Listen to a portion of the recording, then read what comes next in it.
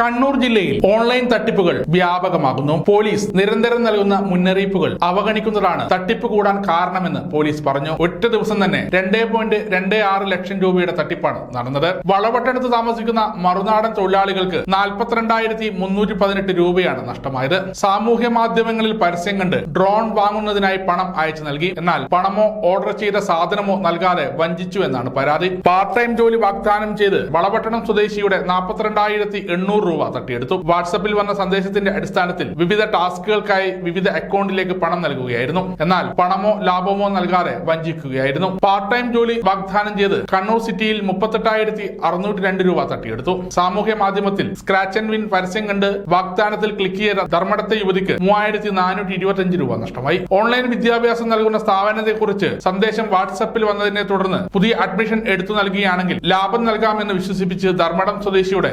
69,282 രൂപ തൊട്ടിയെടുത്തു. കേരളത്തിൽ 200ഓളം പേരുടെ പണം ഇതുപോലെ നഷ്ടപ്പെട്ടതായി പരാതിയിൽ പറയുന്നു. സമഗ്ര ന്യൂസ്, കണ്ണൂർ.